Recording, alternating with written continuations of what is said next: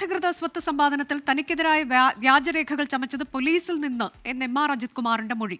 PV അൻവറിന്റെ വഴിവിട്ട ഇടപാടുകൾക്ക് വഴങ്ങാത്തതാണ് ആരോപണങ്ങൾക്ക് കാരണമെന്നും M R Ajith Kumar vigilance നൽകിയ മൊഴി പുറത്തുവന്നിരിക്കുന്നു. PV അൻവറുമായി കൂടിക്കാഴ്ച നടത്തിയിട്ടുണ്ട്. മുഖ്യമന്ത്രിയുടെ ഓഫീസിന്റെ നിർദ്ദേശപ്രകാരമാണ് കണ്ടതെന്നും എം ആർ അജിത് കുമാർ മൊഴി നൽകി. മൊഴിപ്പകർപ്പ് 24 ലഭിച്ചു. ഷഫീദ് റാവുത്തർ വിവരങ്ങളുമായി. ഷഫീദ്, എന്താണ് ഇദ്ദേഹം വിജിലൻസിന് നൽകിയ മൊഴി?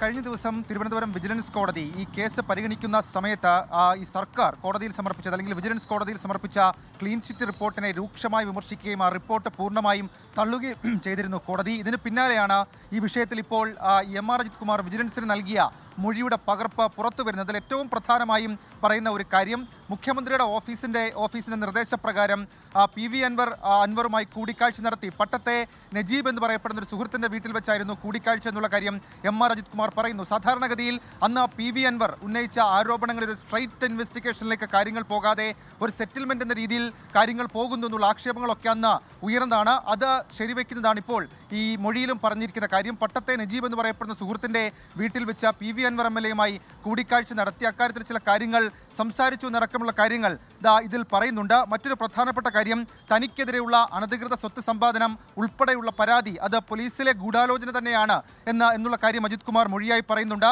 ആരോപണങ്ങൾക്ക് പിന്നിൽ പോലീസ് ഉദ്യോഗസ്ഥരടങ്ങിയ ഗൂഢാലോചനയാണ്. തനിക്കെതിരായി വ്യാജരേഖകൾ ചമച്ചത് പോലീസിൽ നിന്നാണ്. അക്കാര്യത്തിൽ അന്വേഷണം വേണമെന്നുള്ള കാര്യവും വിജിലൻസിനോട് മൊഴിയായി എം ആർ അജിത് കുമാർ പറഞ്ഞിട്ടുണ്ട്. മാത്രവുമല്ല, ആരോപണം ഉന്നയിച്ചത് PV അൻവറിന്റെ വഴിവിട്ട ഇടപാടുകൾക്ക് വഴങ്ങാത്തതിനാലാണ്. കൂടാതെ അദ്ദേഹത്തിന്റെ സ്വത്ത് വിവരങ്ങൾ സംബന്ധിച്ചിട്ടുള്ള കാര്യങ്ങളുടെ വിവരങ്ങൾ കൂടി മൊഴിയിൽ പറയുന്നുണ്ട്. പ്രത്യേകിച്ച് ഫ്ളാറ്റ് മറച്ചുവിറ്റ് ലാഭം നേടിയില്ല, വീട് നിർമ്മിക്കുന്നത് ഭാര്യാപിതാവ് നൽകിയ ഭൂമിയിലാണ്, SBIയിൽ നിന്ന് ലോൺ എടുത്ത വായ്പ എടുത്തതിന്റെ വിവരങ്ങൾ ഉൾപ്പെടെയുള്ള കാര്യങ്ങളും ഇതുമായി ബന്ധപ്പെട്ട നിലവിൽ ഇപ്പോൾ എം ആർ അജിത് കുമാർ വിജിലൻസിന് നൽകിയ മൊഴിയിൽ പറയുന്നുണ്ട്. മൊഴിയുടെ പകർപ്പ് ഇപ്പോൾ പുറത്തു വരികയും ചെയ്തിട്ടുണ്ട്. അനുജ.